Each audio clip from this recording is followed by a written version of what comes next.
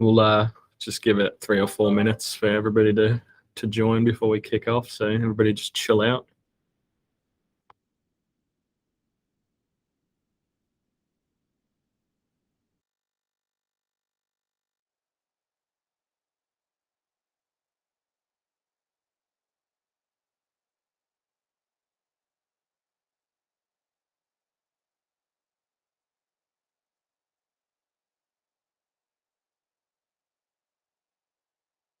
The spaceship background was a little distracting with the camera.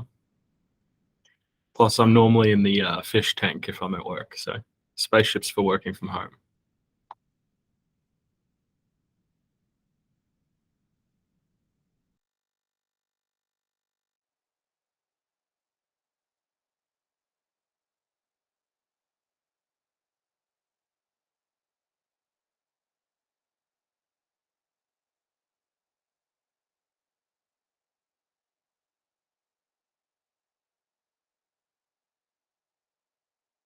I'll just link the Miro in the chat a few times as people join, so hopefully we get coverage of everybody. But if you want to have a look at that and stalk that on your own, but we'll be sharing that as we go.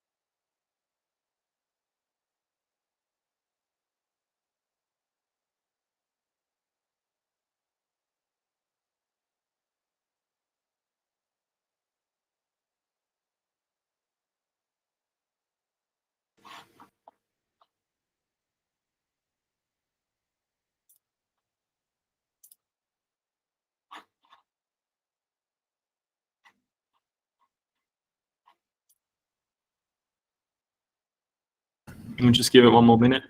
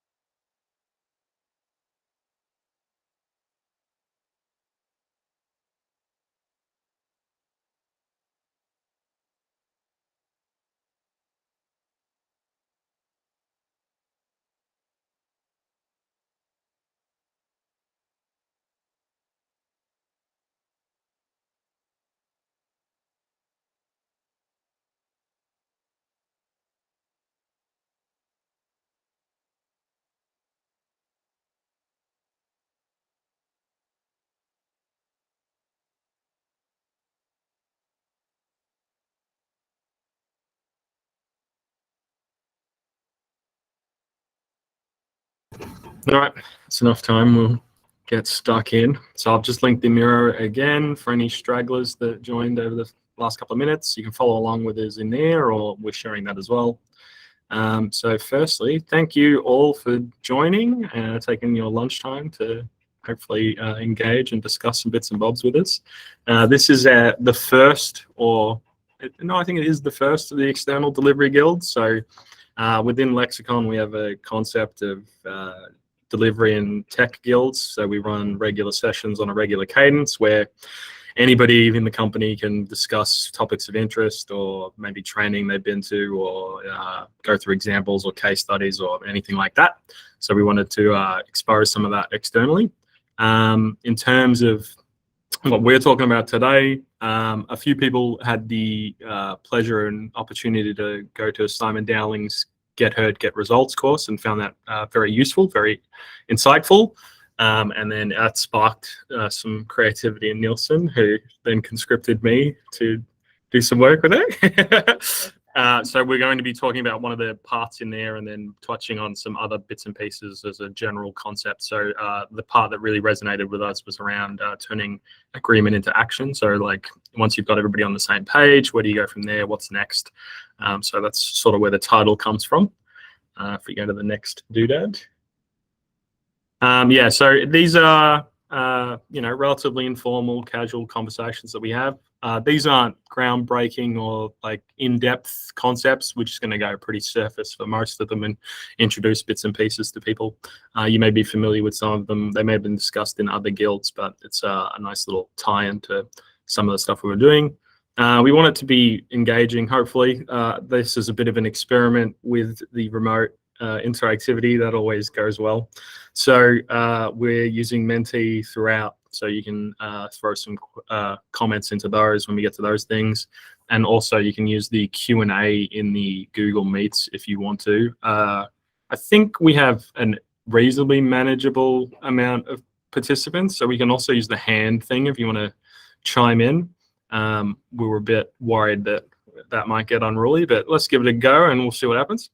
And then I guess the rough agenda of what we're going to go through. So we have Nielsen will set the scene and go through a bit of a brainstorming activity. We'll talk about some of the challenges in change and some principles to do with those.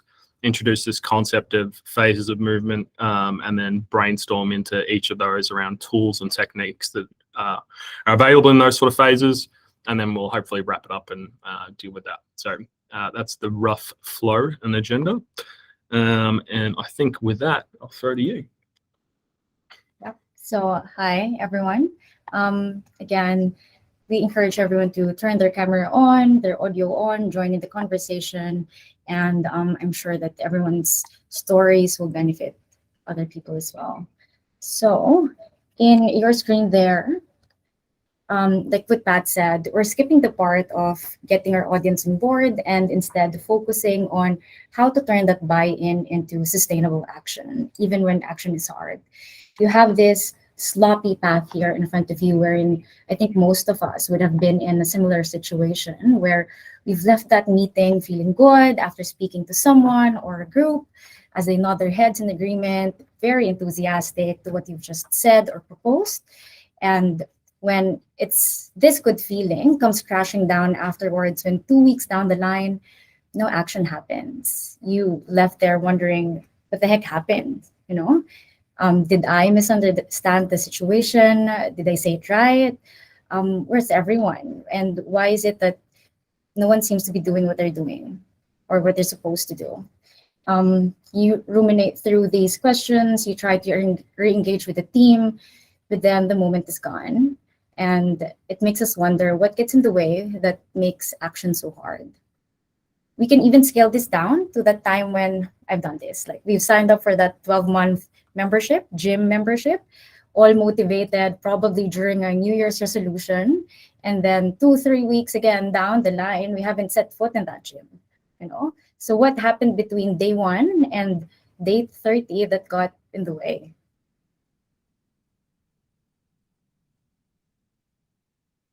So we all know that misery loves company, and we want to hear from you. This is where we start interacting, and we want to reflect about what makes movement hard, be it at home, be it at work. We have a QR code in front of you, and then you can bring out those phones and scan that, and then it'll take you to the screen where you can bring your answers or provide your answers. Lord willing. Yes. Yeah, fingers crossed. Just to note that we'll be using the same code throughout this presentation, which can be accessed in the Miro board if you have that with you. So let's try that out.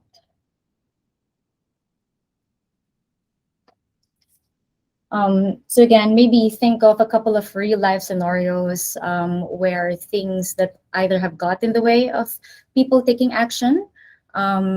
We've started off some examples here wherein, there can be competing priorities, change in resources, lack of clarity, lack of self-management, and even perhaps lack of urgency. Hopefully that works out. Make that bigger. Ah, look at that. Amazing. No technical difficulties. That's amazing. Yeah, misunderstanding, a big one there. Procrastination, yeah. Guilty. Yep. Lazy, yeah. I mean, this is quite interesting because you'll see in the next sort of slide that there's a good tie-in here of the theming. Lack of care, yeah. Investment, yeah. He said, she said, yeah. I like that. Lazy is a big one, apparently. That's pretty funny. Miscommunication, yeah. Too busy, yeah. Yeah, cool. I mean, it's a great segue to the next thing. So I'll just bring that up. So yeah, so there's sort of three common misconceptions that come out in this book, Switch, which talks about like dealing with change and change management. And I think these sort of encapsulate the brainstorm that we had there. So, you know, it's often looks like a people problem, but it's really a situation problem. Laziness that we've discussed there, which is a big theme, but it could often be exhaustion. And then there seems to be potentially resistance or stubbornness, that sort of abrasiveness, but that can often be a lack of clarity. So that miscommunication or misunderstanding that people were talking about before. One of these two of these that sort of really resonates with me is the one around laziness and exhaustion. As a lazy person, there's this concept of decision fatigue. So decision fatigue is the idea that after making many decisions, a person's ability to make additional decisions becomes worse. And that worse could be, you know, not avoiding decisions entirely, making poor decisions, or, you know, trying to shirk them onto other people, that sort of thing. And those decisions don't necessarily need to be large ones or important ones. They can be small and just frequent. And I think this was became reasonably popular, I think, through Steve Jobs and Barack Obama, where they wear the same thing every day so that they avoid decisions and cognitive load. But I don't know if we need to take it that far, but that sort of segues in nicely with, I think, from Nate's Guild a few weeks back, where we were talking about simplicity and keeping things simple. And I think one of the big ones there was embracing constraints. So that was something that really stood out and is a nice sort of tie-in back to the other session we did. But from these sort of three things, there's two sort of main principles. So there's action and there's accountability. So, I mean, these are super simple and not that exciting. I mean, action is doing and accountability is who doing. So that's it in a nutshell.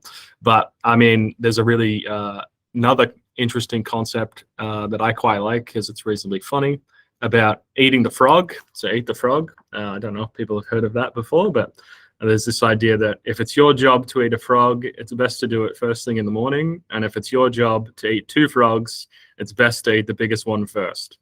So the idea is finding the hardest and most important thing and actually doing it and getting it out of the way. And then you can repeat that, you know, and then that sort of builds you this sustainable process. So I quite like that one as it's a little bit on the funny side. But I think that brings us to the phases of movement. So how do we become a master of movement? With the overarching principles of action and accountability, we can then apply them across these three phases of movement. You have start, set, and sustain. So start. How do you get the first steps to happen? This is where we initiate action and accountability. The key here is to identify ourselves and understand the people we're working with. And then from there, we break down the steps into achievable bite-sized bits according to the people that we are with in that group. Now with the set, what system can we put in place to support everyone to doing things? You know, They say motivation is overrated. I believe in this, and often it's the environment that matters more. Um, let's go back to the gym example. By making going to the gym as easy as possible and eliminating as much friction as we can into that habit or action, there's a bigger chance we stick to that. One example would be preparing what you're wearing the night before, laying them out in front of you, including your car keys if you're driving, or your runners by the door. And all you have to do is like take 2 minutes to get ready and do it. Now you are another thing is you put your alarm across the room. So you actually have to stand up and turn it off and not fall back into the loop of snoozing it just because it's near the near proximity of it in your bed. Um, there's this one example where Japan became known for their 5S lean methodology, emphasizing on lean production by relentlessly looking for ways to remove waste of all kinds in the production process, down to redesigning the workspaces for the workers so they don't have to waste time twisting and turning, just reaching and looking for their tools. The result there was by 1970s, the Japanese factories were more efficient and reliable than American factories. Particular example is American made televisions were 5 times more common to get service calls compared to Japanese televisions, and it took American workers 3 times longer to assemble their sets. And last is sustain. How do we maintain meaningful progress to our goals? How do we keep these actions in momentum and until we reach our goals? So I think this is where we shift our focus on to progress instead of goals. And in order to achieve these preferred outcomes, it takes practice and habit formation. It's more behavioral change. As a case when forming new habit, consistency is key, and it takes time and effort and intent to form a new habit. So if we keep engaging and collaborating and getting everyone in the room and pitching in, it's easier to maintain that cadence with everyone.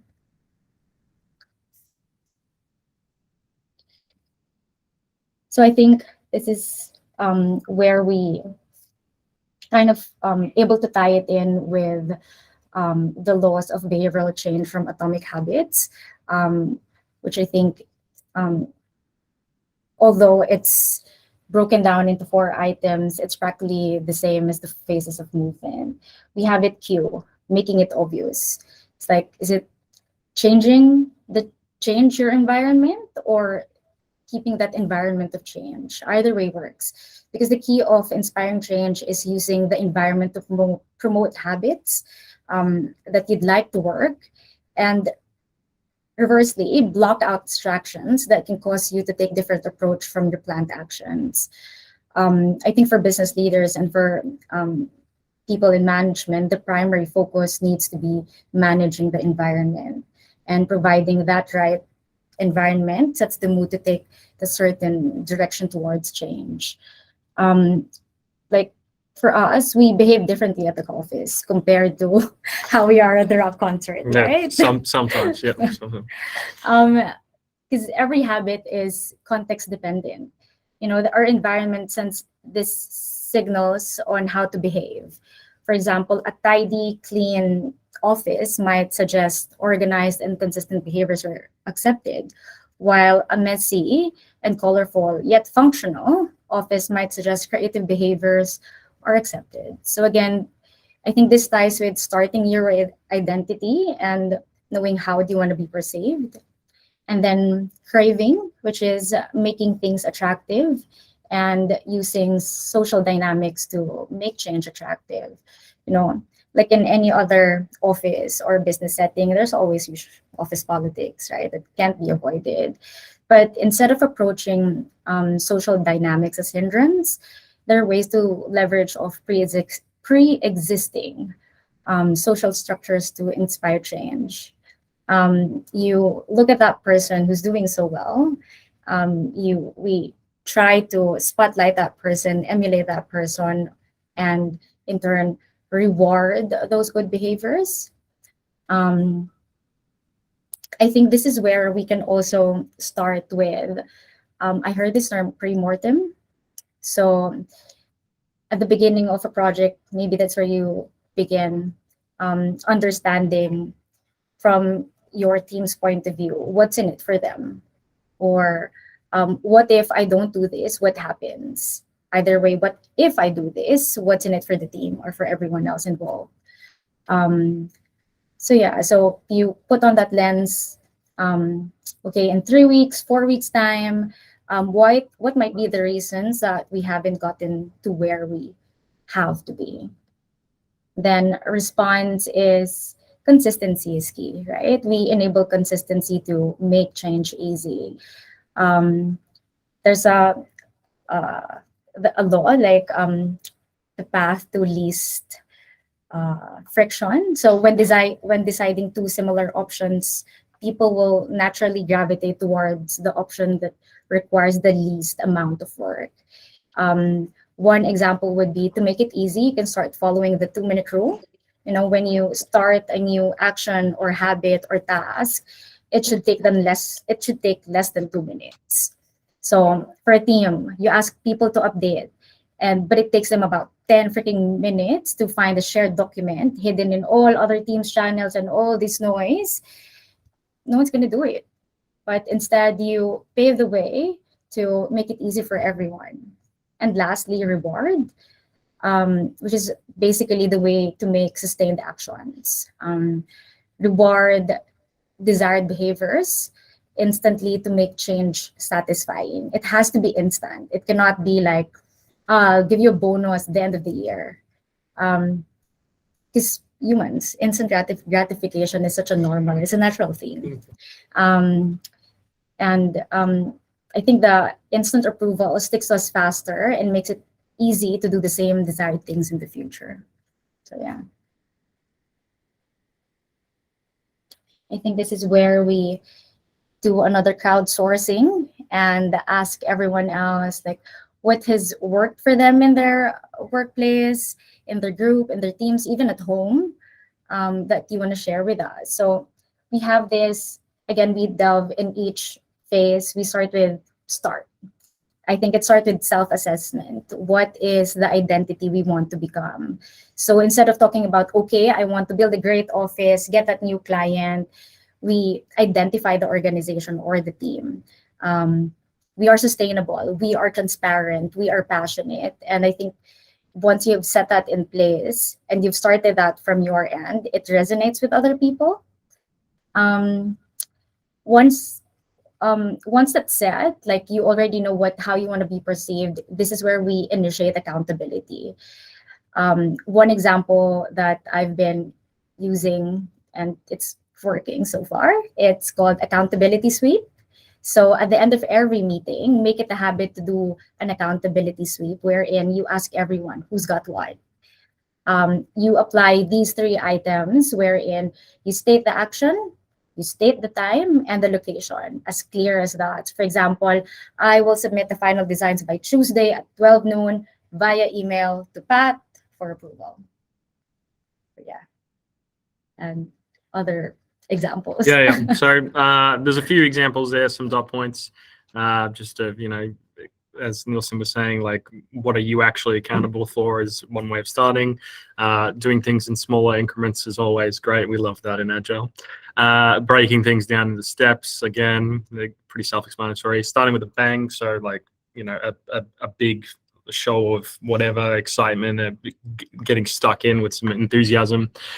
There's analysis paralysis, which I assume everybody's heard about, but it's where you start thinking about things far too much and you'd never actually get into action. So you're sort of in a spiral of just thought. And then there's the eat the frog that we were mentioning before. And then I like little pithy maxims. So there's a nice little Napoleon quote up there that I think encapsulates what we're talking about. So, but let's see if we can get the crowdsourcing working. So it should be the same code. And people should be prompted to move on to the next. Yeah, hopefully that's worked for everybody.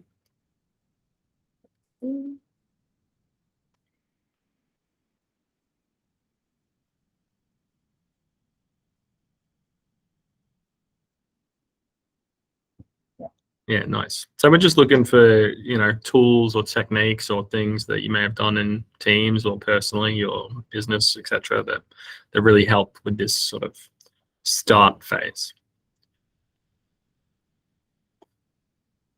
Yeah, I'm a big fan of just do, don't think.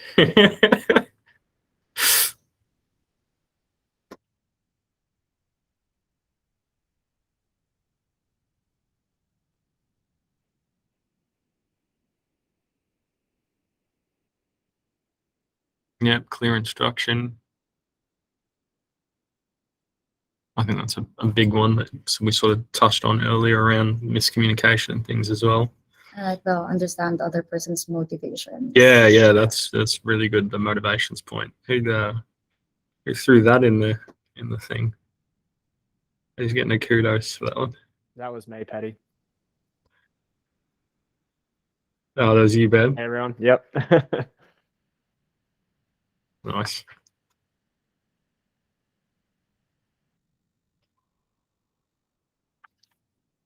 Does anyone Practic- want to share? Yeah, thoughts? anything that Yeah. resonates with anybody that they want to point out there and discuss or expand on? Maybe is this you again, Ben, the Pomodoro technique? No, that wasn't me. Oh, I do that. That works for me. yeah. Yeah. Who threw that one in there? Yeah, that was me. Yeah, nice. Do you want to elaborate for the group or? It's a technique where, it's all about us identifying what's important and needs to be done first. Like usually in the morning when you wake up, you're like, oh, if there's only one thing that I can finish today, what would it be, and what would be the biggest difference that it can make? It's more of like the 80-20 rule, where you do 20% of the work, but it actually impacts 80% of the outcome. It also kind of breaks your time up as well. Like you can do like maybe every 40 minutes, and then you take a 10 minutes break, 40 minutes, 10 minutes break. So it's a kind of a time management method. That Yeah, makes nice. sense? Yep. Yeah. I think Nielsen said she's a fan. So I'm a big fan. Do you have that tomato thing, that Pomodoro timer? Online? Oh, you have it online. Okay. I know someone who has that tomato looking timer. It's really cute. cool. Any other ones there that I think that's it. Oh, understands what you need to do before doing it? Yeah. Mhm. I like there's a healthy tension there between understanding what you want to do and apparently some of us just do things, which is quite good. But I think that comes back to what we were saying around that analysis paralysis and that sort of pithy maximum is like you want to have enough time to think, but when it's time to start do. just do it. Yeah. All right, we'll move on to the next one, I think.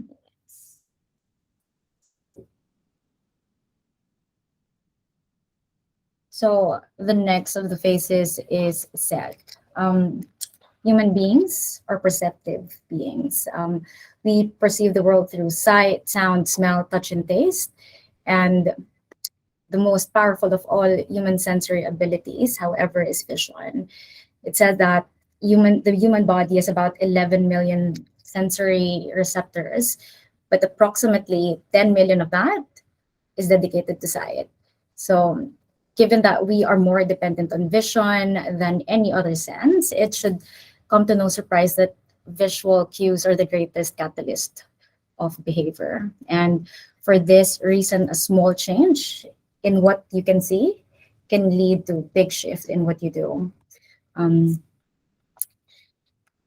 As a result, we can imagine how important it is to live in an environment that are filled with productive cues and devoid of unproductive cues.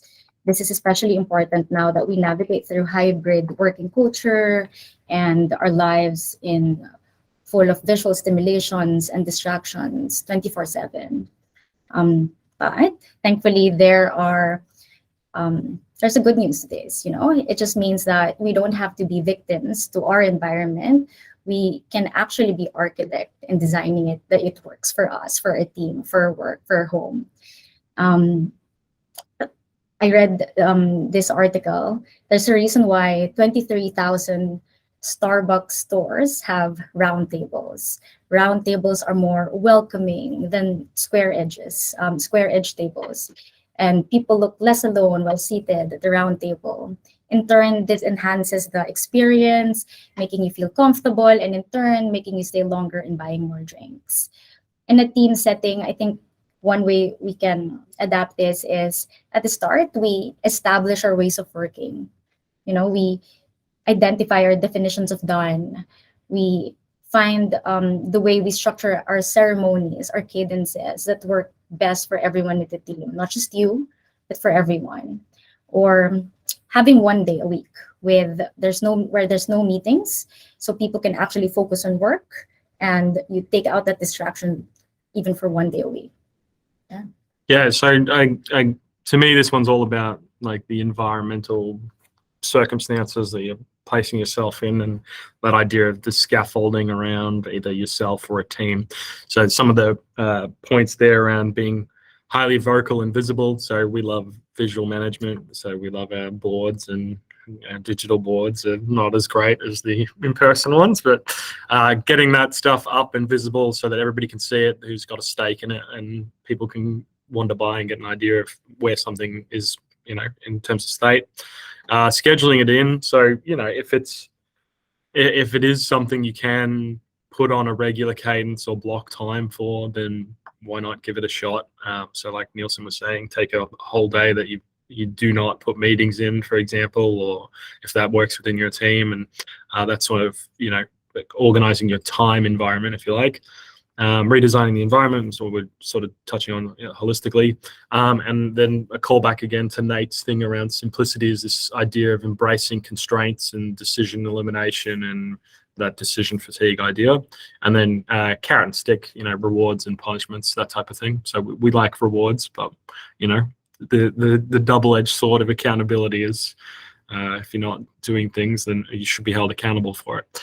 And then this is one of my favorite quotes up the top there, which is about, progress and being unreasonable, which is funny, but which I think it explains quite well. Like, if your environment is an issue, try and change your environment. Don't necessarily adapt yourself to it. So we'll get the mentee up again, and we'll see how that goes.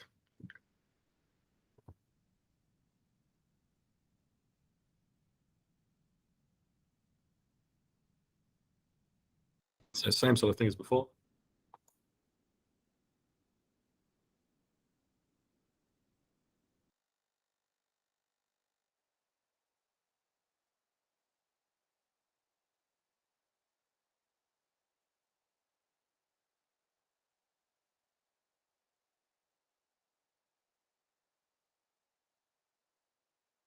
It's always such a dangerous feeling when nothing comes up and you don't know if it's our problem or people are thinking. Oh, there we go. There's something. The system works. Yeah, clear goals, OKRs. Roadmaps. I love a roadmap.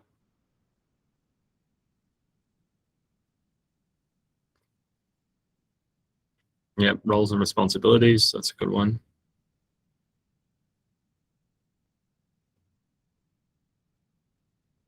Yeah, removing the noise is a good one. I think that's something we didn't really mention, but when we were writing and talking about this, we just used the terms, putting the blinkers on constantly, like narrowing that focus.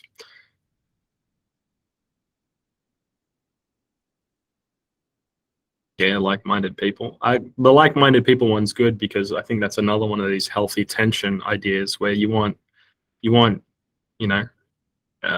good disagreement. You don't necessarily want full-on everybody's on the same page, because yeah. So that I guess that goes into like a psychologically safe space as well to disagree and have an egoless environment. Some of those things we were talking about Kanban before earlier. That's a good one. I think we work mostly in sprints, so I think that's a good one around. I think we think in sprints because we're doing that quite often, but there's other methods of delivery that maybe they would be better for whatever you're dealing with as well. So that's something to think about from an environmental perspective. Keep the North Star visible. Yeah, you like that? Keep the, is that on there? Did somebody put that? Yeah. Oh yeah, keep the North Star visible. Who is that? Is that a sailing fan? That was from me. Yeah. North Star is a way to just talk about what your actual goal is. What's the real value that you're trying to get? And a lot of the time we can do a lot of things and we might not actually be going towards that value. So I think making sure that we always know what we're actually there to do is important. Yep. And keep coming back to it and keep referring to it. And if our North Star changes, then we should know that too. Yeah, I think that's a good segue into the sustains, because that regular check-in is, it's not just a one and done thing. It's how do you keep things going and keep that sustainable change. So I think we'll flick over there to the next doodad.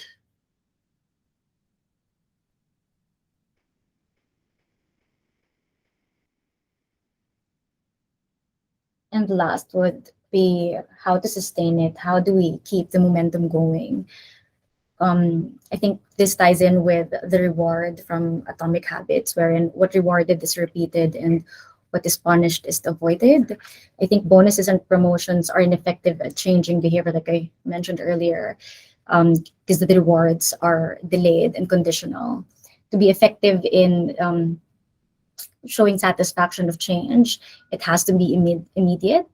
People value the present more than the future, and a reward that is certain right now is typically worth more than that is merely, again, far ahead. And I think this doesn't have to be grand. Even celebrating good behaviors and highlighting them and showing appreciation goes a long way.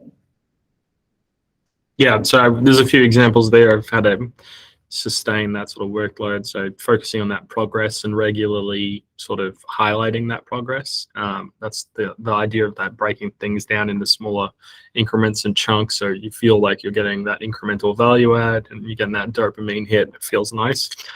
Community is a practice, so things like this, knowledge sharing between people, so that we can all learn from each other and find interesting or new ways of doing things, or maybe steal bits and pieces from one another. Pivot, persevere, or perish idea. So, if it isn't working, feel free to change it to something else. And if it is working, then keep doing it. So I guess that's, it's sort of that simple retro idea of the doing, of keep doing, stop doing, and start doing. Like it's that sort of idea. And then sunk cost, similar sort of thing. So, just be aware in the decision making that you may have put in a load of investment and you're not necessarily going to get that back. So you may not make appropriate decision making there. And then another little pithy maxim at the top that sort of encapsulates what we're talking about. But let's get the crowdsourcing happening again. This is the last one. This is the last one. So thank you for bearing with us. But it seems like a okay way to solicit feedback thus far. At least a little better than the Google Q&A and the chat.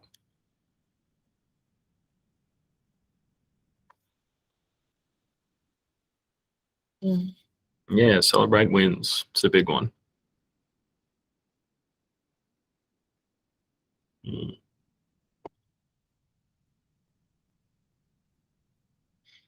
putting that, yeah.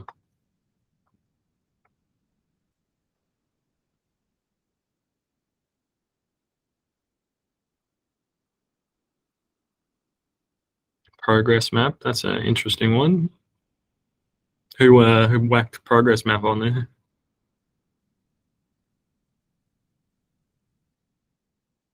Oh, they're shy. That's all right. Yeah, that was me on the progress map. Yeah. Do you want to expand on that, Zil?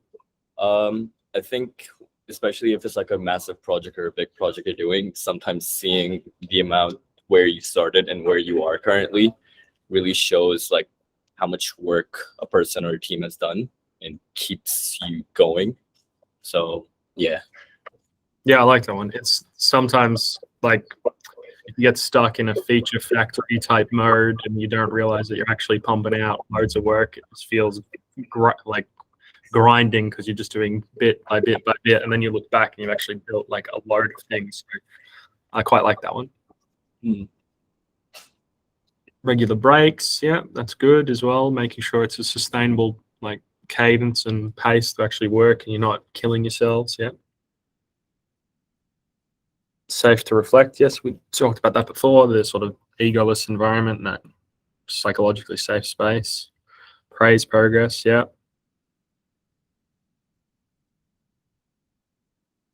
Lead with emotional intelligence. It's good.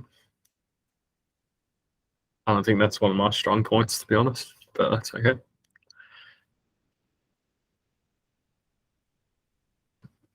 All right. Celebrate failure. Oh, I think that's Dan, is it? Yup. Yeah. You love that one. Yeah, I do. You want to expand for the group? We fail all the time, and we learn when we fail. So I think it's important to celebrate our wins, but also celebrate our failures, because we know that we grow when we do that. Yeah, I think that's a good one. That's a good one, yeah. And it creates that, again, safe space to try things out and make mistakes and learn from that. Yeah. Yeah, cool. All right. Thanks, everybody. Now, this one we were just doing as we're on the fly. So I guess these were the big sort of takeaways that from what everybody was sort of discussing, which was, removing that miscommunication and bringing clarity. It seems we're all big fans of just get doing. So that's not that surprising given the industry we're in and the way we do work, but I thought that was interesting to call out. And then celebrating wins and failures was a big sort of theme from that third one. So that's sort of what the group thinks at this point. That's basically everything we were going to discuss. So the next thing's about an appendix, which just has some other interesting pieces of information that, there's tidbits of this throughout this conversation that we've had. But if you want to read any of these, they're quite good and insightful. If you want to expand on any of that stuff more, there's another pithy little maxim there, which I just love them. They're good. And then I guess, that's the wrap. So thank you all for joining. I think the next thing that we have is, if you want to throw any questions towards us, those are our external. If you're an external person, that's the best way to do it. If you're internal, feel free to just slack us or throw something into the guild channel. If you want to expand on any of these further or have a conversation. Yeah. And then I think we have another guild at some point. So here's the details on that. We have 2 rock stars coming up in the next one as well, Oswell and Ben, in December. So if you like these sorts of things, feel free to attend, register there, and hopefully we'll see you in that one. Cool. Thanks, everybody. Thank you. Cheers. Nice work, Pat Nielsen. Hopefully the interactivity Menti thing is okay. It's always a challenge. Good effort. It worked well. Yeah. Feel free to steal it or come up with something better, Ben. That's the only reason I'm here, just to steal your ideas. Nielsen's ideas, mate. Thanks, guys.